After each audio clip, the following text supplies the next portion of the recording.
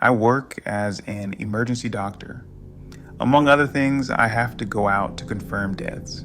Now, I will tell you about three cases, three deaths, because of which I will wake up in a cold sweat for the rest of my life and stare into the darkness with horror in my eyes. Nothing connected these three people in life: a pensioner, a representative of the old Moscow intellectual elite, a middle-aged man, probably without any particular occupation other than professional alcoholism, and a student at a technical university. They were united by their deaths in extremely similar circumstances. The first was an elderly woman who lived with her husband, who had left for his dacha the day before her death on some business, deciding to spend the night there and return to the city in the morning. Upon his return, he found his wife dead in the bathroom. She was lying on her back with her head against the wall opposite the door where the shower was. She had not fallen. She had died lying down. The old woman had died of acute heart failure. The main thing that struck me when I crossed the threshold of the bathroom was the expression on her face. Usually corpses don't have any particular expression, but here a face was staring at me with dead eyes, distorted by some kind of inhuman fear, the quintessence of horror. It was the most terrifying grimace I had ever seen in my life. It is impossible to forget and impossible to confuse with anything else.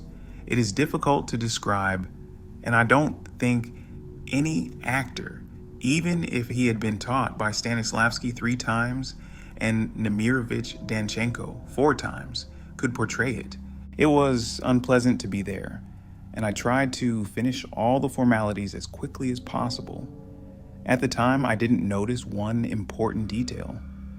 When the old man returned, the bathroom door was not only unlocked, but wide open. The next incident occurred about a month later. An unemployed alcoholic, about 40 years old.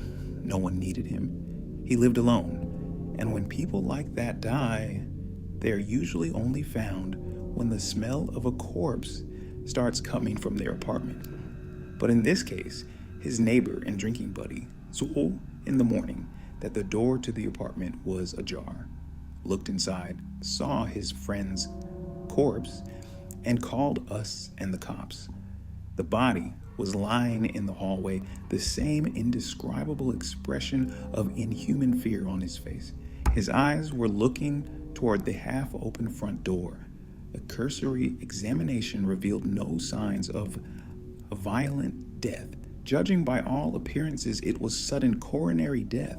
The deceased's face looked exactly like that of the old woman. At first glance, I broke out in a cold sweat and goosebumps ran down my body. In my mind, the two cases merged into one picture. I imagined how this man was lying in bed. He was wearing pajama pants, but naked above the waist. Heard a noise at the front door, came out of the room into the hallway, and saw something that could kill a strong, fairly hardened man just by looking at it. The call to the student came a couple of weeks after the drunkard. He might not have been found for a while either, but the landlady of his rented apartment came to check on him every month on a specific day. It turned out that that month, that day, followed the night when the student died. The body was lying in his bed, but his head was on the opposite side of the pillow and hanging down. It was as if he had tried to jump away from something toward the window. He lived on the second floor, so escape through the window was entirely possible. Why did I think he was trying to escape from something unknown? The same expression of animal terror, the eyes staring at the half-open closet door, it was all painfully familiar to me. I don't know what happened to these people. I don't want to think or imagine what could have opened the door to their room or the front door in the middle of the night. and appeared before their eyes. What kind of creature could kill with just its appearance or its gaze? I couldn't write on the call report that these people died of fear, but that's exactly what happened. On that fateful night, they found themselves alone in their apartment, face to face with something unknown, something so terrifying that their hearts refused to beat. I also live alone. Now, every night, I drink a bottle of vodka. I can't sleep otherwise. I wait for IT to come out of the darkness. Yes, I'll probably die of pancreonecrosis. That much alcohol won't go unnoticed, but I'd rather die that way than see what I saw on those 3 calls. I love getting out into nature, away from all the hustle and bustle of the city, the dirty air, and people's misunderstanding. I'm lucky because I have a little house in a village located right in the middle of the forest. How I loved going there on weekends. Why did I love it? I'll tell you now. After a hard week at work, I decided to get out of town. As usual, I bought some groceries, threw them in the trunk, and hit the road. I arrived in the evening, tired from the drive, and went straight to bed. I fell asleep quickly and soundly. I was awakened by the sound of the car alarm. Well, I thought maybe some animal ran by. I looked out the window, made sure there were no thieves, and turned off that awful noise. I lay down again and had just started to fall asleep when the alarm went off again. Without getting up, I pressed the button and everything went quiet. But 5 minutes later, the alarm went off again. Okay, once, okay, twice, but more. You start to think the worst. A little scared, I got up, turned it off again, but didn't lie down. Instead, I started watching through the curtain to see who was playing games in the middle of the night. I watched, and then I saw someone's shadow appear in the bushes in the light of the street lamp. The shadow approached the car, revealing its outline. Something thin, dressed in black, about 2 meters tall, with long, thin arms, slowly approached the car, knocked on the wheel, and went back into the bushes. At that moment, I realized it was time to start being afraid. Shaking with fear, I turned off the alarm and continued watching. Something came out of the bushes, approached the gate, reached over it, and removed the barrier holding the gate closed. I was paralyzed with fear. Who was it? What did it want from me? Why wasn't it leaving? I couldn't move. Goosebumps ran from my head to my toes and back, causing my body to shake violently. My mouth was dry, and my mind began to paint terrifying pictures. Clenching my teeth and my hands into fists, I pulled myself together and ran as fast as I could down the stairs to the first floor. And just as my hand reached for the light switch to find something to defend myself with, I froze. Froze because it was looking through the window, pressing its hands against the glass. It was looking to see if anyone was home. Then I realized all this tampering with the car was to lure the victim outside. Why?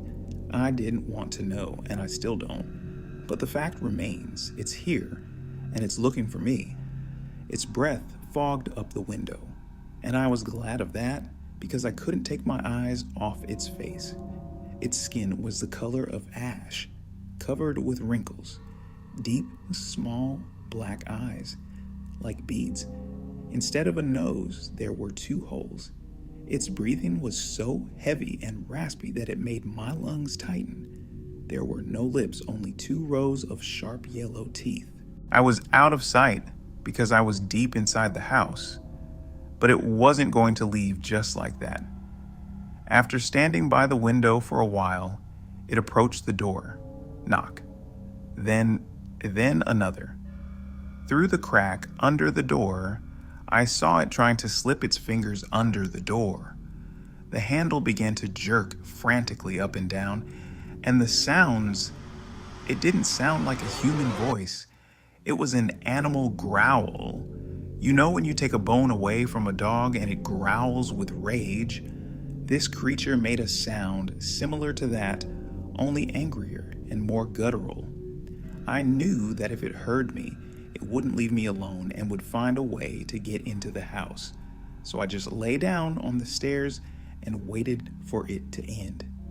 Tears flowed down my face involuntarily, no matter how hard I tried to hold them back. My temples began to throb so hard that it felt like my soul was shaking. I passed out. When I woke up, I immediately looked at the door. The door was still there. I had never been so happy. Getting up from the steps, I looked out the window. It was already daytime outside, and the sun was quite high in the sky. Without thinking twice, I went upstairs, grabbed my keys, and without gathering my things, went to my car. As I stepped outside, I saw his footprints on the ground. Proof that I wasn't crazy. The broken handle, the scratches on the door, and the boards from the gate lying in the middle of the road also confirmed this. I jumped into the car and drove away from the village. On the way, I turned on the radio and heard that the bodies of 2 girls had been found in the morning near the village. The bodies had been mutilated and thrown into a swamp. It had found what it was looking for after all.